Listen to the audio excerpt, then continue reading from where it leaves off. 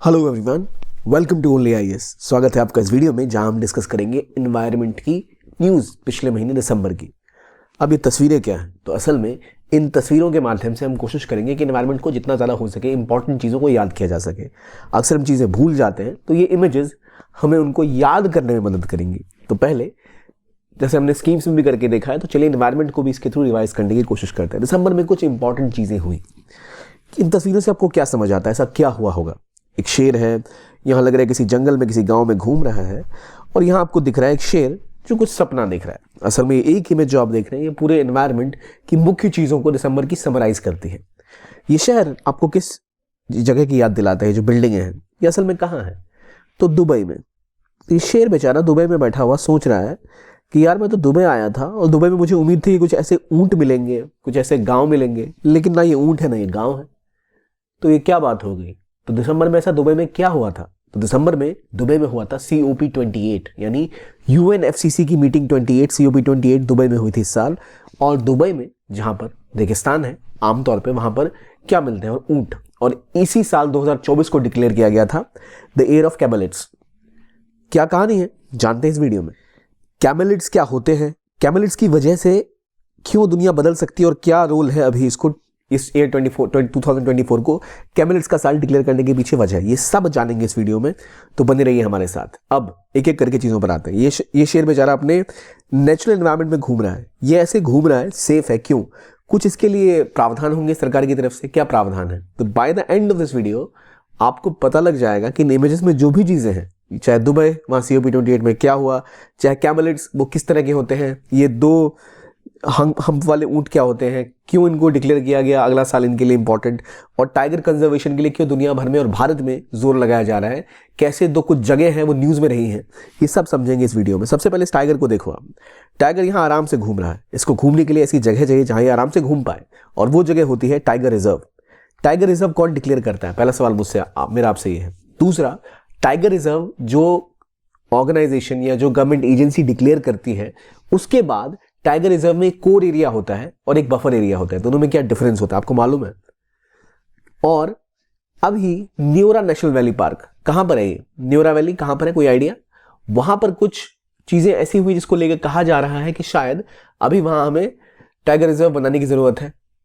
और project tiger क्या था, कब शुरू हुआ, COP28 का ऊंटों से क्या लेना देना है, और जो पर्यावरण बदल रहा है उसको रोकने के लिए क्या चीजें जरूरी है, क्या फाइनेंशियल मैकेनिज्म होनी चाहिए, ये सब इसमें डिस्कस करते हैं। पहले आते हैं इस बेचारे ऊंट पे जो पहुंच गया दुबई देखने के लिए UNFCCC की मीटिंग, जहां उसे उम्मीद थी कि उसे दिखेंगे ऐसे ऊंट यानी कैमेलिड्स, पर उसे दिखे नहीं। तो शेर ने डिक्लेयर करवा दिया 2024 को द ईयर ऑफ कैमेलिड्स। तो बेचारा हमारा टाइगर कहाँ मिलता है आमतौर पे? रॉयल बंगाल टाइगर बंगाल में मिलता है आमतौर पे। और अभी जो पहली चीज़ है वो है बंगाल। तो बंगाल का मैप देखिए, ये रहा वेस्ट बंगाल। वेस्ट बंगाल में यहाँ सुंदरबन का डेल्टा है। इंडिया और बांग्लादेश दोनों में ही बटा हुआ है सुंदरबन का डेल्टा और बाकी की चीज़ें। लेकिन क्या आपको पता है वेस्ट बंगाल में पहाड़ भी हैं, बहुत खूबसूरत पहाड़, बहुत खूबसूरत इलाके। कुछ ऐसा इलाका जो डिक्लेयर करना चाहता है अपने आप को इंडिपेंडेंट, अलग state, not as a country but राज्य अलग चाहते हैं, वो इंडिपेंडेंट स्टेट बनना चाहते हैं। वेस्ट बंगाल के ऊपरी इलाकों में बसा हुआ ये पहाड़ी इलाका बहुत खूबसूरत है। एक समय पर ये अंग्रेजों का हिल स्टेशन हुआ करता था और इसे कहते थे दार्जिलिंग। तो इस मैप में देखेंगे ना, दार्जिलिंग आपको यहाँ ऊपर दिखाई देगा इस इलाके में। ये है यहाँ मैप के ठीक ऊपरी इलाकों में, यहाँ देखो तो ये है दार्जिलिंग।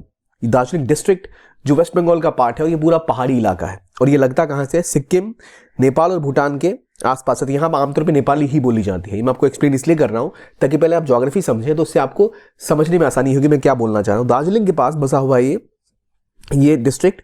दार्जिलिंग के ठीक आगे यहाँ है जलपाईगुड़ी, जहाँ सिलीगुड़ी होती है। अब ये जो इलाका है ना सिलीगुड़ी का, इसे कहते हैं हम चिकन नेक, क्योंकि यही जोड़ता है नॉर्थ ईस्ट ऑफ इंडिया को मेनलैंड इंडिया से। चिकन नेक बहुत छोटी सी सड़क सिलीगुड़ी से गुजरती है, मात्र 16 किलोमीटर के आसपास चौड़ाई है इसकी। तो कभी भी कोई कंट्री आकर अगर चाहे, चाइना जैसी कंट्री, तो 16 किलोमीटर पे कब्जा करना कोई बड़ी बात नहीं है। और अगर आपने उस इलाके पे कब्जा कर लिया तो मतलब आप मेनलैंड इंडिया को नॉर्थ ईस्ट से कट कर देंगे। इसलिए बहुत ज़्यादा इंपॉर्टेंट सेंसिटिव इलाका है वो।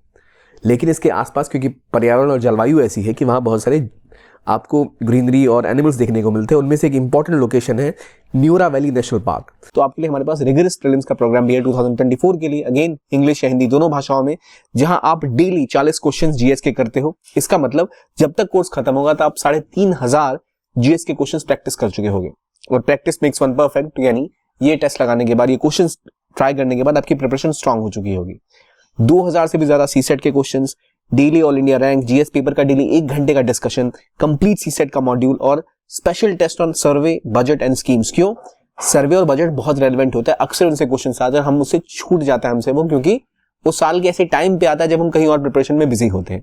ये सब होगा, आपको मिलेगा सब, plus hard copy of prelims वाला एंड मंथली करंट अफेयर्स, पिछले 2 साल के उसका टेस्ट, ये सब मिल रहा है आपको हमारे रिगरस प्रीलिम्स प्रोग्राम में, जो आपको रिगरसली प्रिपेयर करेगा। सोचिए इतने क्वेश्चन आप इन जनरल 2000 तो सीसेट के क्वेश्चन रेयरली कोई करता होगा, लेकिन ये करने के बाद आप श्योर हो जाएंगे अपनी सिलेक्शन को लेकर, अपनी प्रिपरेशन को लेकर। तो ये अगर आप करते हैं और फिर आप प्रीलिम्स क्वालिफाई करते हैं तो आपको मेंस गाइडेंस प्रोग्राम जो हमारा ऑक्सीजन वो बिल्कुल फ्री ऑफ द कॉस्ट मिलेगा। बैच 8 जनवरी से स्टार्ट हो रहा है, तो अगर आप प्रीलिम्स को लेकर जरा से भी डरे हुए हैं तो ये बेस्ट टाइम है कोर्सेज ज्वाइन करिए और अपनी प्रिपरेशन को एक नई उड़ान दीजिए। चलिए अब टॉपिक पे आते हैं। तो न्यूरा वैली नेशनल पार्क असल में कहाँ पर है? तो कालिम्पोंग में है। ये असल में दार्जिलिंग में ही है। तो न्यूरा वैली को जब भी आप नाम सुने तो याद रखिए इस नक्शे को, जहाँ ठीक सिक्किम के नीचे नेपाल के पड़ोस में कोई इलाका है उसको कहते हैं हम दार्जिलिंग। वहाँ पे सिचुएटेड है हमारा न्यूरा वैली नेशनल पार्क। एक जगह है कालिम्पोंग, काफ़ी खूबसूरत जगह, आप जरूर जाएं कभी घूमने का मौका मिले तो वहाँ। तो इसको पहले वाइल्ड लाइफ सेंचुरी 1961 में डिक्लेयर किया गया था और अब उसको नेशनल पार्क भी बनाया गया। और क्यों इसका नाम न्यूरा है? तो क्योंकि यहाँ से एक नदी बहती है, इसका नाम है न्यूरा रिवर, और न्यूरा रिवर यहाँ से बहती है, इसलिए इसका नाम पड़ा है न्यूरा वैली नेशनल पार्क। अब Neura valley national park news में क्यों है? तो ये न्यूज़ में इसलिए है क्योंकि कहा जा रहा है कि न्यूरा वैली को आप प्रोजेक्ट टाइगर में ऐड करो। फॉरेस्ट डिपार्टमेंट ने कहा है नेशनल टाइगर कंजर्वेशन अथॉरिटी को कि आप इसको प्रोजेक्ट टाइगर में इंक्लूड करो। अभी ये प्रोजेक्ट टाइगर का पार्ट नहीं है। ऐसा इसलिए है क्योंकि न्यूरा नेशनल पार्क में बार बार, न्यूरा वैली का जो नेशनल पार्क है इसमें बार बार देखा गया है कि यहाँ पर रॉयल बंगाल टाइगर्स घूमते हुए दिखाए गए हैं। और कहीं पर भी अगर रॉयल बंगाल टाइगर्स होते हैं तो कोशिश की जाती है उसको एक आप प्रोजेक्ट टाइगर में ऐड करो, टाइगर रिजर्व डिक्लेयर कर दो, ताकि वो बेहतर तरीके से टाइगर का कंजर्वेशन हो पाए। तो न्यूरा वैली को लेकर लगातार ये बात हो रही है। अभी न्यूरा वैली क्या है? National park. आप कहोगे अच्छी बात है, कर लेते हैं डिक्लेयर इसको सीधा सीधा एक टाइगर रिजर्व, या फिर इसको प्रोजेक्ट टाइगर के अंतर्गत ले आते हैं। लेकिन कोई भी नेशनल पार्क या कोई भी इलाका जब प्रोजेक्ट टाइगर कंजर्वेशन के अंदर आता है तो उसमें कई चीज़ों पर रोक लग जाती है, उसका थोड़ा डिवीजन हो जाता है, उस डिवीजन की वजह से काफ़ी बदलाव हो जाते हैं। वो क्या होते हैं, यही है मेन मुद्दा। तो पहली चीज़ हम समझेंगे what is Neura valley national park. नाम न्यूरा वैली नेशनल पार्क क्यों है? क्योंकि न्यूरा नदी यहाँ से बहती है। कहाँ पर है? चिकन नेक, सिलीगुड़ी के जस्ट ऊपर, यानी दार्जिलिंग में। और क्या मिले यहाँ पर? तो हमें देखने को मिले टाइगर्स। कालिम्पोंग में पड़ता है। अब ये पहले वाइल्ड लाइफ सेंचुरी थी, फिर नेशनल पार्क डिक्लेयर किया गया। इसकी खास बात क्या है? तो ये जो है, ये 3 जो बायोम्स हैं उनके बीच का हिस्सा है ये। एक तो टेम्परेट फॉरेस्ट, क्योंकि ईस्टर्न हिमालयस के पास है, सब ट्रॉपिकल फॉरेस्ट ये भी यहाँ पे, और Indo Chinese tropical moist forest भी यहाँ पर पाए जाते हैं। इसके अलावा ये आसपास, क्योंकि मैंने बोला था याद रखिए ऊपर सिक्किम है इसके, तो सिक्किम का जो पगोलाखा वाइल्ड लाइफ सेंचुरी है और भूटान का तूरसा स्ट्रिक्ट रिजर्व फॉरेस्ट है, इनसे इसकी बाउंड्री मिलती है। अब याद रखिए मैंने आपको 2 जगहों का नाम बताया। एक पंगलाखा वाइल्ड लाइफ सेंचुरी कहाँ पर है? सिक्किम में। तो जब भी आप इसको याद करें, न्यूरा वैली तो बहुत फेमस है, प्रचलित है, तो अगर पंगलाखा की ना बात आती है तो पंगलाखा ठीक इसके ऊपर सिक्किम में यहाँ लोकेटेड है। यहाँ सिक्किम में पंगलाखा है और इधर भूटान की साइड आपका क्या है? तूर आपका नेशनल, जो तूर से या तूरसा से आप याद कर सकते हैं, तूर की दाल से याद कर सकते हैं। तूर आपका स्ट्रिक्ट रिजर्व फॉरेस्ट है। तूर की दाल न्यूरा के पास है, न्यूरा नदी जहाँ से बहती है उसके पास एक पंगलाखा वाइल्ड लाइफ सेंचुरी सिक्किम में भी है। तूर, पंगलाखा और न्यूरा तीनों कहाँ पर? एक क्लस्टर है आपके वेस्ट बंगाल के ऊपर दार्जिलिंग के पास। यहाँ पर बात क्या हो रही है, क्योंकि खास बात क्या है कि ईस्टर्न हिमालयस का पार्ट है, तो इसको आप अरुणाचल प्रदेश या फिर कश्मीर में मत सोच लेना। यहाँ पे सब ट्रॉपिकल फॉरेस्ट के, टेम्परेट और मॉइस्ट फॉरेस्ट के तीनों तरह के पेड़ मिलते हैं, इस इलाके की खासियत है। और न्यूरा वैली में बात चल रही है उसको प्रोजेक्ट टाइगर में ऐड करने की। तो टाइगर काउंट इंडिया में बहुत ज़्यादा बढ़े हैं। इंडिया में ऑलमोस्ट 3000 टाइगर्स आज हैं, जो एक समय में बहुत गिर चुके थे। इसके पीछे वजह क्या है? इसके पीछे वजह है भारत का सक्सेसफुल होना प्रोजेक्ट टाइगर का। प्रोजेक्ट टाइगर कब लॉन्च हुआ था? 1973 में लॉन्च किया गया था प्रोजेक्ट टाइगर, जिसका उद्देश्य था भारत में बाघों की संख्या को बढ़ाना और उनके कंजर्वेशन को प्रमोट करना। दुनिया में काफ़ी वाहवाही हुई है उसकी। अगर आप इंडिया में देखें, सर्वाधिक अगर आपको रिजर्व में कहीं टाइगर पॉपुलेशन मिलती है तो वो जिम कॉर्बेट में, जो उत्तराखंड में है। उसके बाद बांदीपुर कर्नाटका, नागरहोल, बांधवगढ़ और दूधवा, ये 5 हाईएस्ट पॉपुलेशन वाले टाइगर रिजर्व्स हैं। और सर्वाधिक अभी टाइगर नंबर्स कहीं पर है तो वो किस राज्य में है? क्या वो कर्नाटका में है या तमिलनाडु में है? तो नहीं, सर्वाधिक नंबर अभी कहाँ है? मध्य प्रदेश में। याद रखिए, हम अक्सर कंफ्यूज हो जाते हैं नंबर्स को लेकर, हमें लगता है मध्य प्रदेश में क्या ही करेंगे, वेस्टर्न घाट के जंगलों में ज़्यादा होंगे, असम में होंगे, लेकिन नहीं, अभी सर्वाधिक जो टाइगर्स है वो है मध्य प्रदेश में, उसके बाद आता है कर्नाटका, फिर आता है उत्तराखंड। तो आपसे पूछा जा सकता है क्रम वाइज कि कौन से राज्य में ज़्यादा टाइगर्स हैं। Then if you see tigers numbers, तो मध्य प्रदेश में सर्वाधिक है। लेकिन कोई एक अगर रिजर्व पूछा जाए, कोई एक नेशनल पार्क अगर पूछा जाए, तो वो है जिम कॉर्बेट, काफ़ी प्रसिद्ध है। कहाँ है? उत्तराखंड में। देन यू है बांदीपुर। तो इनमें पॉपुलेशन ज़्यादा, पर ओवरऑल मध्य प्रदेश में इनकी संख्या सर्वाधिक है। तो ये टाइगर काउंट जो इस लेवल तक पहुंचा है, उसके पीछे सबसे बड़ा रोल किसका है? प्रोजेक्ट टाइगर का। प्रोजेक्ट टाइगर में होता क्या है? प्रोजेक्ट टाइगर एक कंजर्वेशन प्रोग्राम है, 1973 में लॉन्च हुआ। इसका गोल क्या था कि viable population of Bengal tigers की, एक उनका जो हेरिटेज है बताया जाए, नेशनल एनिमल की तरह जिनकी वो किया गया था, इनको दर्जा दिया गया था। इसमें मेन एस्पेक्ट ये है कि हम इनके लिए कैसा एनवायरनमेंट डेवलप करें जहां अपने सेफ रह पाए और ये आराम से घूम पाए, इनकी पॉपुलेशन बढ़े। और पॉपुलेशन बढ़ाने के लिए केंद्र की ओर से स्टेप उठाया गया। तो प्रोजेक्ट टाइगर असल में एक सेंट्रल स्पॉन्सर्ड स्कीम है, यानी सारा पैसा सेंटर से आता है, स्टेट के साथ बंटवारा नहीं होता। और इसके लिए कंजर्वेशन के ऊपर पुश किया जाता है, टाइगर रिजर्व बनाए जाते हैं। तो इसके लिए प्रोजेक्ट मैनेजमेंट, प्रोटेक्शन मैनेजमेंट, ये सब केंद्र सरकार मुख्य रूप से पैसे देती है इसके लिए। तो ये जब किया गया था, तो इसमें खास बात ये होती है कि इसमें कोर बफर स्ट्रैटेजी का इस्तेमाल किया गया था। कोर बफर स्ट्रैटेजी क्या होती है कि एक जंगल का कोर एरिया होता है जहां टाइगर की जनसंख्या ज़्यादा होती है, क्योंकि अगर वहां इंसान रहेंगे तो इनके और इंसानों के बीच में विवाद हो सकता है, टाइगर किसी को मार देगा इंसान को, तो वहां झगड़े बढ़ सकते हैं, लोग शिकार करने आ सकते हैं। इसलिए कोर एरियाज में वाइल्ड लाइफ एक्सक्लूसिव जोन बनाया जाता है। ये वो एरियाज होते हैं जहां कोई ह्यूमन एक्टिविटी नहीं होती है। जो भी टाइगर रिजर्व होता है उसको नेशनल पार्क या वाइल्ड लाइफ सेंचुरी का लीगल स्टेटस मिल जाता है। और जो कोर एरिया होता है उसको बिल्कुल कोई भी डिस्टर्बेंस वहाँ पे किसी टाइगर को, किसी एनिमल को नहीं दी जाएगी। और अगर कोई नॉर्मली नेशनल पार्क या वाइल्ड लाइफ सेंचुरी होती है तो वहाँ की जो आबादी है ट्राइबल्स की, आमतौर पर वहाँ पर माइनर प्रोड्यूस ले जा सकते हैं, कुछ पत्ते कलेक्ट करना हो गया, कुछ बेसिक फॉरेस्ट हनी वगैरह ले जा सकते हैं आमतौर पर। लेकिन कोर एरियाज में वो सब प्रोहिबिटेड होता है, कोई ह्यूमन डिस्टर्बेंसेज यहाँ पे अलाउड नहीं होता है। तो इसी वजह से कोर एरियाज को कंप्लीटली बायोटिक रखा जाता है, फ्री फ्लोइंग, ताकि एनिमल अपने आराम से रह सके। उसके बाहर के एरिया को कहते हैं, कोर एरिया के बाहर है बफर एरियाज। तो जो बफर एरियाज होते हैं उनमें कंजर्वेशन ओरिएंटेड लैंड यूज होता है, यानी आप यहाँ पर दो तरह की लैंड देखते हैं, forest land and non forest land. तो यहाँ पर आप लोग रह भी सकते हैं, वाइल्ड एनिमल जो बच के कोर से बाहर आती है वो भी यहाँ घूमेगी। और यहाँ पर जो इनपुट्स हैं, आसपास के गांवों को ट्रेन किया जाता है कैसे एनिमल्स के साथ सर्वाइव करना है, वहाँ पर आप ऐसे काम कर सकते हैं। छोटे मोटे माइनर फॉरेस्ट प्रोड्यूस जो होता है उसको यूज़ करना, या विलेजेस का रहना कोर एरिया से बाहर होता है। तो उससे कोर एरियाज में जो एनिमल हैं वो ज़्यादा रह पाते हैं, और जो एक दो बाहर निकले उनको भी कोई गाँव का आदमी, कोई इंसान नुकसान नहीं पहुँचा। तो ये स्ट्रैटेजी होती है। लेकिन अब मुद्दा यह है कि नेशनल पार्क्स में आसपास जो लोग रहते हैं वो अक्सर नेशनल पार्क्स में जाते हैं कंजर्वेशन के लिए, और जो रिजर्व्स हैं, जो टिम्बर है कुछ, वो लेके आते हैं वहाँ से। अब दिक्कत ये है कि अगर कोर एरिया में आप एंटर ही नहीं कर सकते तब तो उनकी जीवन यापन में बहुत प्रभाव पड़ेगा। और विरोध इसलिए होता है जब टाइगर रिजर्व डिक्लेयर करते हैं। न्यूरा वैली पार्क है, अब इसमें अगर टाइगर रिजर्व डिक्लेयर कर दिया तो कोर बफर का मुद्दा फिर उठेगा कि भाई वहाँ पे कोर एरिया होगा, वहाँ कोई जा नहीं पाएगा, तो उसका विरोध भी किया जा सकता है। तो ये मुद्दा है। ठीक, ये तो हमें पता लग गया कि भाई क्यों कोर बफर स्ट्रैटेजी का विरोध हो सकता है न्यूरा वैली पार्क से। न्यूरा वैली को क्यों डिक्लेयर करना चाहते हैं बार बार? बंगाल टाइगर देखा गया, बंगाल का ही इलाका है वो, वेस्ट बंगाल का। अब किसे कहा था इन लोगों ने, फॉरेस्ट डिपार्टमेंट वालों ने? इन्हें कहा था नेशनल टाइगर कंजर्वेशन अथॉरिटी को, एनटीसीए को, कि भाई कुछ करो। तो एनटीसीए क्या है? एनटीसीए असल में एक स्टैच्यूटरी बॉडी है जो मिनिस्ट्री ऑफ एनवायरनमेंट और फॉरेस्ट मिनिस्ट्री के अंतर्गत आती है। इसके अंदर कोशिश की जाती है कि जो कंजर्वेशन स्टेप है उसको बढ़ाया जाए। अब खास बात यह है कि इसमें अथॉरिटी कौन कौन सी होती है? एक तो हमारे जो एनवायरनमेंट मिनिस्टर हैं वो होंगे, इसके अंदर मिनिस्ट्री ऑफ स्टेट होंगे जो एनवायरनमेंट के, वो 3 मेंबर ऑफ पार्लियामेंट, सेक्रेटरी, ये सब इसके मेंबर्स होते हैं जो देखते हैं कि टाइगर रिजर्व का क्या काम चल रहा है, किस तरह की चीज़ें बढ़ रही हैं, क्या कमियां हैं। ये फोकस होता है एनटीसीए का। ठीक है, तो आपको पता लग गया एनटीसीए क्या है, प्रोजेक्ट टाइगर क्या है, और कोर बफर स्ट्रैटेजी क्या होती है, और कहाँ पर ये चीज़ें पुश हो रही हैं। ये चीज़ें हैं इस रीजन के बारे में। जब हम इसकी बात कर रहे हैं तो एक और चीज़ जो सामने आती है कि भाई आप कोर बफर स्ट्रैटेजी की बात करें, यानी आप कंजर्वेशन को पुश करना चाह रहे हैं। न्यूरा वैली में क्या हो रहा है, हम फोकस करना चाह रहे हैं कि भाई इसे एक टाइगर रिजर्व डिक्लेयर करो ताकि यहाँ पर और कंजर्वेशन हो पाए, एनवायरनमेंट प्रिस्टीन तरीके से रह पाए। लेकिन एक ठीक इसका उलट विवाद पैदा हुआ हिमाचल प्रदेश में, कांगड़ा डिस्ट्रिक्ट में पेंगोंग डैम। इस डैम को आमतौर पे आप महाराणा प्रताप सागर के नाम से भी जानते होंगे। यहाँ पर एक अलग विवाद उत्पन्न हो गया, जहाँ पर मुख्यमंत्री ने कहा है और गवर्नमेंट ऑफिशियल कह रहे हैं कि यहाँ पर इस इलाके में पेंगोंग डैम के पास जो इको सेंसिटिव जोन था इसको हम रीअसेस करेंगे।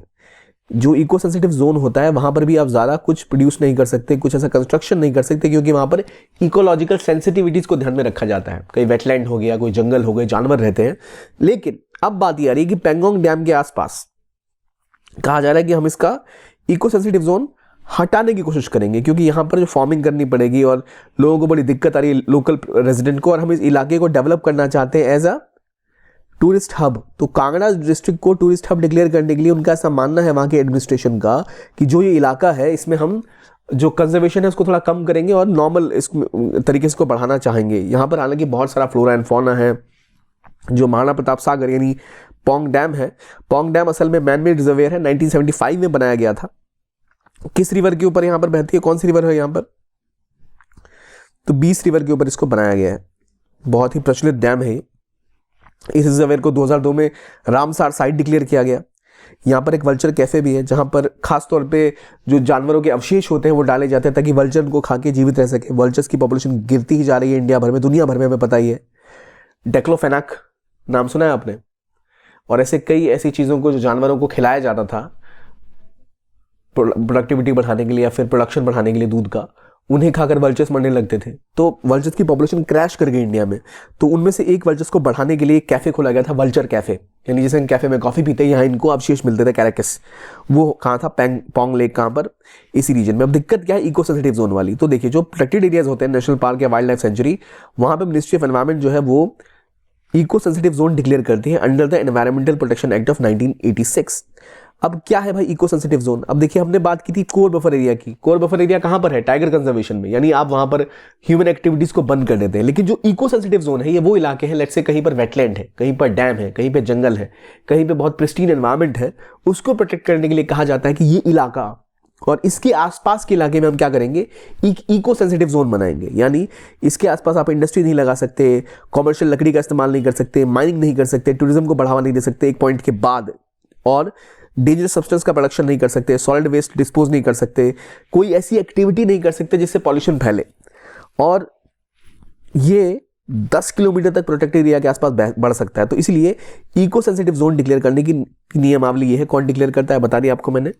तो अब मुद्दा यह है कि जब भी कहीं इको सेंसिटिव जोन है तो उसके आसपास आप ऐसा कुछ कर नहीं सकते। अब 2002 में पोंग डैम को, महाराणा प्रताप सागर को क्या हुआ? इसको डिक्लेयर किया गया कि ये एक रामसार साइट है, वो भी नेशनल इंपॉर्टेंस की। अब ये इको सेंसिटिव जोन है, तो यानी यहाँ पर आप कुछ ऐसा पोल्यूटिंग, कुछ ऐसा काम नहीं कर सकते। अब यहाँ की गवर्नमेंट का कहना है कि यहाँ के लोग, लोकल रेजिडेंट को काफ़ी परेशानी हो रही है, उनकी परेशानी दूर करने के लिए हमें यहाँ पर चीज़ों को डेवलप करना बहुत इंपॉर्टेंट है। अब सवाल बनता है ये क्या इंडिया को ऐसा करना चाहिए कि हम जो अपने कंजर्वेशन वाले इलाके हैं उनको हटाकर इस तरह के काम करें? तो ये हमारे मेंस और एसए के आंसर राइटिंग के लिए एक बड़ा इंपॉर्टेंट टॉपिक हो सकता है। आपका व्यू इसके बारे में क्या है मुझे बताइए। लेकिन इको सेंसिटिव जोन में क्या क्या अलाउड नहीं है? तो इन तरह की चीज़ें अलाउड नहीं है। इंडस्ट्री, माइनिंग, टूरिज्म और वेस्ट का जाना और कोई ऐसा एक्टिविटी जो पोल्यूशन को बढ़ावा दे। तो इसलिए अब गवर्नमेंट इसको ट्रेस करने की बात करिए कहाँ? हिमाचल प्रदेश के कांगड़ा में। ठीक है। अब इको सेंसिटिव जोन की जब बात हुई और हमने बात की पोंग डैम की, हमने बात की न्योरा वैली पार्क की, ठीक उसी तरह वेस्ट बंगाल के पड़ोस में एक और राज्य है बिहार, वहां पर एक वाल्मीकि नेशनल पार्क है। इसको लेकर भी चीजें बढ़ रही हैं। इसमें क्या मुद्दा आ गया? देखिए वाल्मीकि कहां पर है? यहाँ हमें पता है कहां पर, दार्जिलिंग इस साइड। यहां पर आपका कौन सा था? न्योरा वैली। यहां पर क्या है? वाल्मीकि। सर्वाधिक आपकी टाइगर पॉपुलेशन कहाँ है? यहाँ एमपी में। ठीक। जो आपका हाईएस्ट वाला जो टाइगर रिजर्व है वो कहां पर है? हाईएस्ट पॉपुलेशन वाला टाइगर उत्तराखंड में ऊपर आ गया। ठीक। नीचे आप आ जाओ तो फिर बांधवगढ़ कहां पर है? मध्य प्रदेश में या कर्नाटका में है? मुझे बताइए। देखिए मैप्स का इस्तेमाल करके आप एक बार रिवाइज करेंगे, काफ़ी आसानी हो जाएगी। हमने मैप्स में आपको एनवायरमेंट की सीरीज में हर एक चीज़ ये टॉपिक बाय टॉपिक कवर कराएंगे। वाल्मीकि नेशनल पार्क कहाँ पर है? बिहार में। वाल्मीकि नेशनल पार्क असल में अभी तक बिहार का इकलौता एक टाइगर रिजर्व टाइप का है जो कि ह्यूमन एक्टिविटीज़ को कम करता है, इलीगल माइनिंग को हटाता है, इको सेंसिटिव जोन है। यहाँ पर सैंड स्टोन माइनिंग बिल्कुल अलाउड नहीं है। तो गौर करिए, मैंने कोर बफर स्ट्रैटेजी बताई जो टाइगर रिजर्व के अंदर काम करती है। ठीक है। जहाँ पे टाइगर रहते हैं उनके आसपास के गांव। लेकिन टाइगर उतना ही नहीं, वो जो इलाका है वहाँ जंगल होंगे तभी तो टाइगर रहते हैं। तो उसके आसपास के इलाके को भी अक्सर इको सेंसिटिव जोन डिक्लेयर कर दिया जाता है। ये डिक्लेरेशन के बाद वहाँ माइनिंग नहीं हो पाती और प्रोटेक्शन बढ़ जाता है। तो टाइगर नंबर्स जो होते हैं वो बढ़ते हैं। 2014 में 28 थे, 54 है अभी, और 31 देखे गए थे 2018 में। तो नंबर्स लगातार टाइगर्स के इंक्रीज हुए हैं बिहार में भी, और बिहार सोच रहा है कि ये सक्सेसफुल हुआ हमारा वाल्मीकि वाला, तो ऐसा ही कुछ एक उनका कैमूर डिस्ट्रिक्ट है, वहां भी इसे पुश करने के लिए। अब पहली बात, वाल्मीकि टाइगर रिजर्व कहां पर है, तो वेस्ट चंपारण में है। मैं आपको देखिए यहाँ जो जगह है ये है वेस्ट चंपारण। वेस्ट चंपारण का मतलब होता है, चंपारण का नाम निकलता है चंपा अरण्य, चंपा मतलब फूल, चंपा का जो फूल होता है उसके वन, चंपा के अरण्य, तो उसे वेस्ट चंपारण उसका नाम पड़ा। तो ये है यहाँ पर ये बात, ये टाइगर रिजर्व है और इसको पुश करने की बात की जा रही है। अब इसकी खास बात क्या है, ये बहुत ज़्यादा एक रिच सॉइल का बना हुआ है, northern part of West Champaran में। यहाँ पर कई सारी नदियाँ बहती हैं, खासतौर पे सबसे महत्वपूर्ण गंडक एक बड़ी रिवर है, इसके अलावा काफ़ी छोटी रिवर्स पांडाई, मानोर, हारहा, मसान, बापसा यहाँ से फ्लो करती है। और ये रिजर्व कहाँ पर है, तो लोअर शिवालिक के रीजन में पड़ता है। यहाँ पर जो बोल्डर से सैंड डिपॉजिट मिलते हैं, तो असल में ये भी एक बाउंड्री बनाता है नेपाल के साथ। जैसे हमने अभी देखा था तूर की दाल कहाँ पे मिली थी, हमें न्योरा के पास मिली थी, ठीक उसी तरह यहाँ पर भी चितवन है। कौन सा चितवन है, रॉयल चितवन नेशनल पार्क, ऊपर नेपाल है यहाँ, ठीक है। तो यहाँ पर है रॉयल चितवन नेशनल पार्क। चितवन नेशनल पार्क नेपाल का काफी प्रचलित एक बड़ा और वृहद नेशनल पार्क है, उसके साथ बाउंड्री लगाता है वाल्मीकि वाला। चितवन वाला कहाँ पर है, नेपाल में, और Parsa wildlife century Nepal की, वो भी यहीं पास में है। तो रॉयल चितवन, परसा दोनों नेपाल में, और ये हमारा वाल्मीकि इंडिया में है। ये यहाँ पर कई सारे बाउंड्रीज टच करता है इनके साथ। तो होता यह है कि एनिमल आसपास जा सकते हैं, आ सकते हैं, मूवमेंट होती है, तो एक बहुत सेंसिटिव इलाका है ये। तो गैंगेटिक प्लेन्स में एक इंपॉर्टेंट बायोग्राफिक एरिया है जहाँ पर भाबर मिट्टी पता है, खादर, भाबर, ज्योग्राफी पढ़ी थी आपने, पुरानी मिट्टी कौन सी होती है, भाबर या खादर। बिहार में आमतौर में हम कहते हैं कि नई मिट्टी ज़्यादा मिलती है, क्यों, क्योंकि वहाँ पे फ्लडिंग ज़्यादा होती है। तो भाबर मिट्टी कौन सी होती है, व्हाट इज भाबर? भाबर का आम आंसर पता है आपको, भाबर, खादर, और एक और होता है क्या, बांगर। तो देखिए भाबर इलाका वो होता है जो ऐसी मिट्टी से बनता है जहाँ पत्थर होते हैं, ठीक है, यानी सब नदियाँ जब चलती हैं तो वहाँ गायब हो जाती है, उसे कहते हैं भाबर का इलाका, जहाँ पर पत्थर होते हैं। तो ये अराउंड पेबल्स पाए जाते हैं शिवालिक के पास में, और इससे भी नीचे जब आते हैं तो भाबर असल में हिल एरियाज के आसपास होता है। लेकिन उसके बाद भांगर होता है। भांगर वो इलाका होता है जहाँ पर क्ले होती है काफ़ी ज़्यादा, पुरानी मिट्टी। और भांगर के बाद आता है खादर। खादर वो इलाका है जहाँ नदियों के थ्रू नया जो डिपॉजिट होता है ज़मीन, उसे हम कहते हैं खादर। खादर काफ़ी ज़्यादा आपका ऐसा सॉइल होता है जिसपे काफ़ी ज़्यादा प्रोडक्टिविटी, यील्ड भी काफ़ी ज़्यादा होती है। तो भाबर तराई रीजन कहते हैं इसको, जहाँ पर ये इलाका है। तो भाबर के पास है, ना कि खादर के पास। याद रखिए खादर नई मिट्टी होती है, वो आपको नॉर्दर्न बिहार में देखने को मिलती है, लेकिन ये वो इलाका नहीं है। तो जो वाल्मीकि टाइगर रिजर्व है कहाँ है, नेपाल के पास है। किन किन इलाकों के पास है, चितवन के पास और परसा वाइल्ड लाइफ सेंचुरी के पास। तो ये इंपॉर्टेंट लोकेशन है जहाँ पर अब ये कैमूर में भी अपने आप को पुश करने की बात करें। तो टाइगर रिजर्व पता लग गया वाल्मीकि का, ये बिहार में है। प्लस अगली बात कर रहे हैं हम कैमल्स की। तो इंटरनेशनल ईयर ऑफ कैमलिड्स डिक्लेयर किया गया 2024 को। क्यों? क्योंकि हम दुनिया भर में जो कैमलिड्स हैं, कैमल्स हैं, जो उनके अलग अलग प्रजातियां होती हैं, उनके महत्व को दुनिया में प्रदर्शित कर पाएं। तो कैमलिड करते क्या है, देखिए दुनिया के 90 कंट्रीज जहाँ पे इंडिजिनस पीपल रहते हैं, लोकल कम्युनिटीज रहती हैं, वहाँ पे उनके खाने पीने की, फूड सिक्योरिटी के लिए, मूवमेंट के लिए बहुत इंपॉर्टेंट है। ये मीट, फाइबर, ट्रांसपोर्टेशन, फर्टिलाइजर सब प्रोवाइड करते हैं और एक बहुत इंपॉर्टेंट रोल निभाते हैं हमारे एसडीजी में। हंगर को खत्म करने के लिए कौन सा एसडीजी गोल्स कौन कौन से भाई? एसडीजी हंगर से रिलेटेड कौन सा है मुझे बताइए। Which is the SDG related to hunger, 1 2 क्या आपको आइडिया है? और क्या रोल हो सकता है कैमलिड्स का इसमें? और कैमलिड्स असल में होते क्या है ये भी तो पहले पता होना चाहिए आपको। तो गोल कौन सा है? गोल 2 है असल में एसडीजी का, टू एंड हंगर। ठीक है, हंगर 2 गोल 2 है। तो गोल 1 कौन सा एसडीजी का मुझे बताइए। What is SDG 1? SDG 1, SDG 2, SDG 3 क्या क्या होते हैं मुझे बताइए। एसडीजी 1 क्या, पहले मुझे बताइए आप।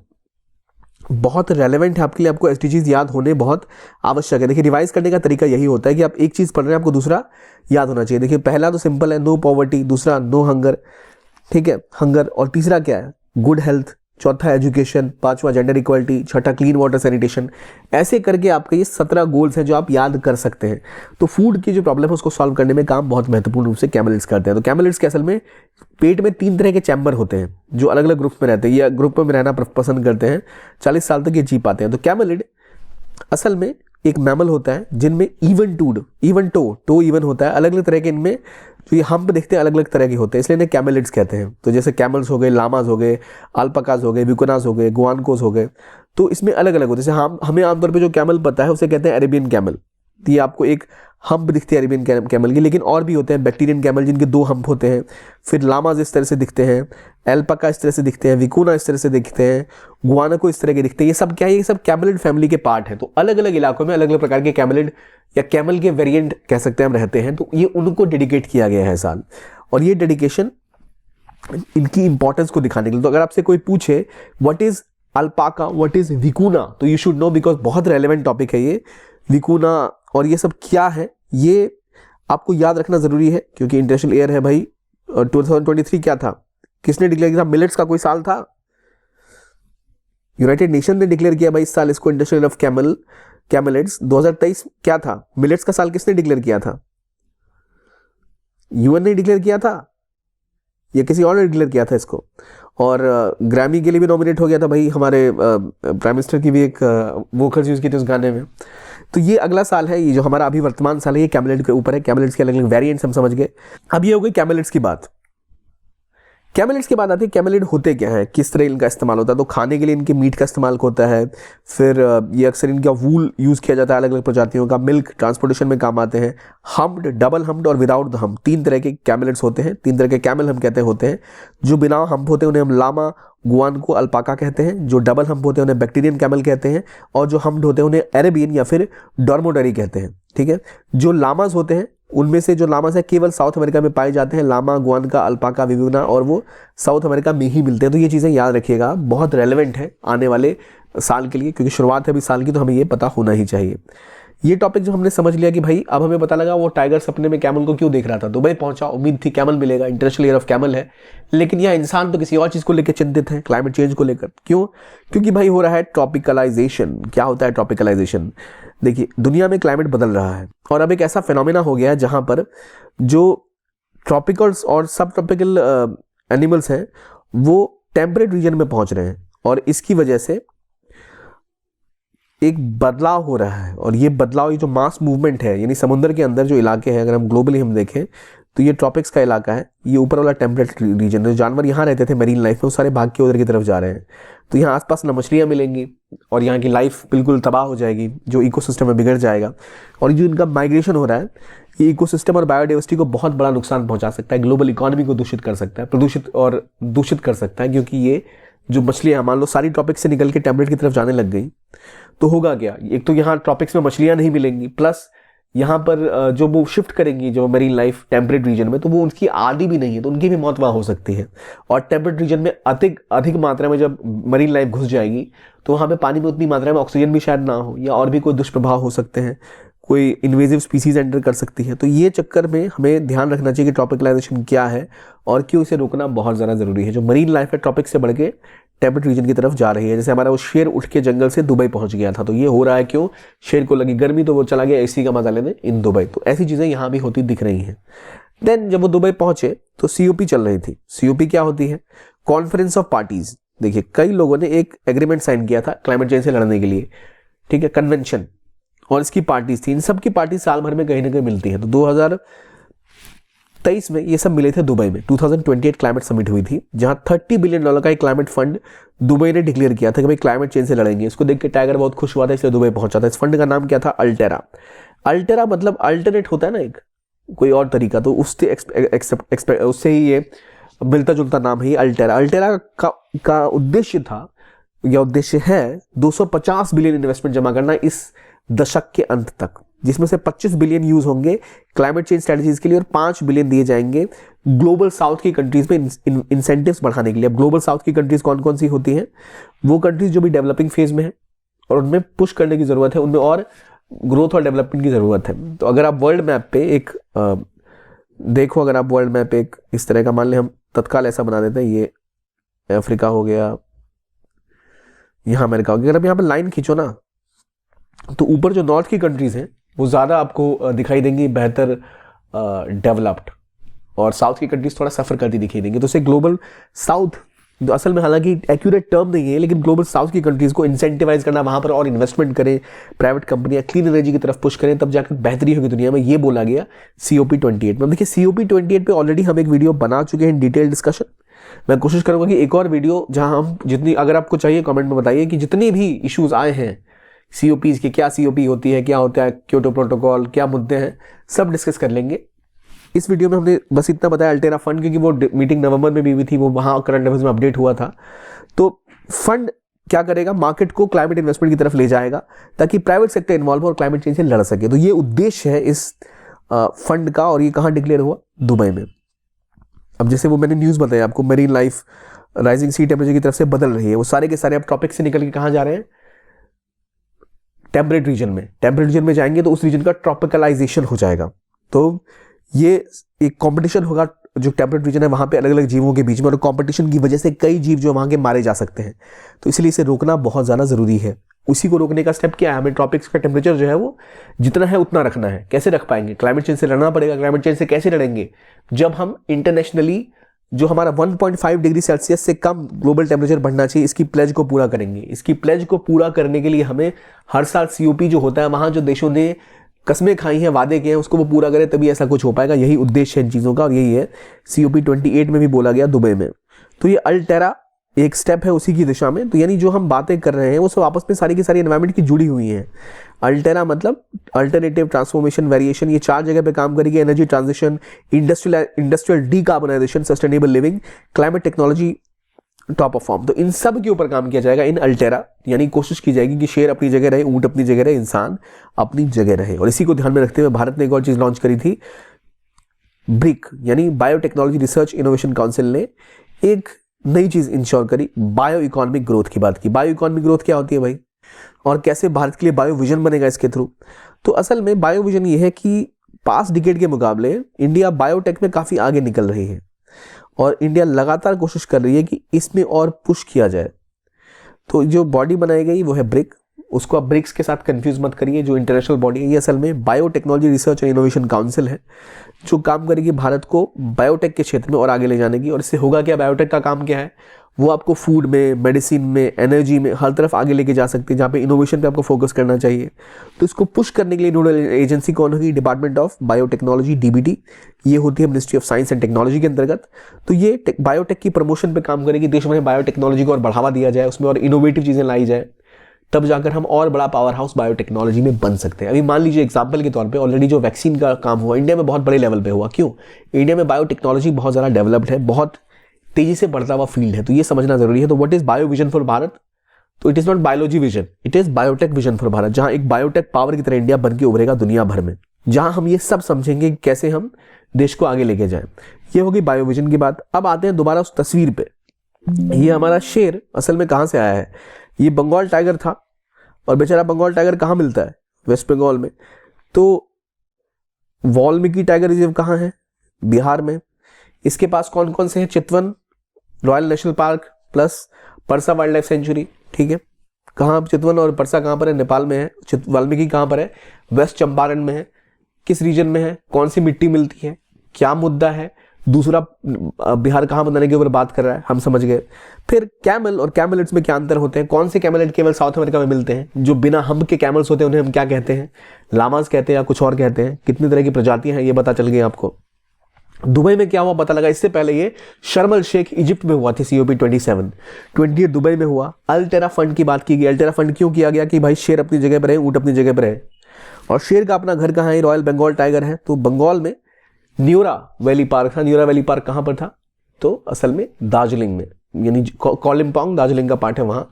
और वहाँ से बात क्या चली है भाई, इसको आप टाइगर रिजर्व बना दो तो दिक्कत क्या आ रही है, कोर बफर की दिक्कत क्या आ रही है, इको सेंसिटिव जोन की, NTCA क्या है, क्या चीज़ें डिक्लेयर करते हैं, ये हमने यहाँ समझ लिया। बायो विजन फॉर भारत की बात भी की जाती है कि भाई कभी ऐसी और दिक्कतें ना आए। तो ये ग्लोबल टेम्परेचर बढ़ रहा है, यहाँ पे शेर जानवर दुबई में घुस गए, इसका मतलब जो जानवर हैं ट्रॉपिक्स में रहने वाले, ट्रॉपिक्स को छोड़ के वो टेम्परेट में जा रहे हैं। और जब ऐसा होगा, ट्रॉपिकलाइजेशन बढ़ेगा, तो दिक्कतें दुनिया भर के लिए बढ़ती जाएंगी। अभी ट्रॉपिकलाइजेशन कहाँ हो रहा है, मरीन इलाके में हो रहा है, क्योंकि वहाँ तो कोई सरकारें हैं नहीं, बॉर्डर या बाउंड्री है नहीं, जमीन पर तो बेचारे जाएंगे, इनको बॉर्डर पर गोली मार दी जाएगी। इसलिए ट्रॉपिकलाइजेशन कहाँ हो रहा है, मरीन लाइफ में हो रहा है। जो जानवर है वो ट्रॉपिक से निकल के टेम्परेट रीजन में बढ़ रहे हैं, इसको रोकने की ज़रूरत है। तो ये था हमारा इस महीने का रिविजन। और आपके लिए मैं एक और अगर जरूरत पड़ी तो हम एक क्लाइमेट चेंज के ऊपर जो मीटिंग हुई उसका सब कुछ डिटेल एक एक चीज़ डिस्कस करेंगे। तो ये था वीडियो आपके लिए, देखने के लिए बहुत बहुत धन्यवाद। Keep on watching only IAS and have a nice day. और जो डिटेल PDF वगैरह है आप हमारे लिंक से डाउनलोड कर सकते हैं। तो इस वीडियो के लिए इतना ही, देखने के लिए बहुत बहुत धन्यवाद।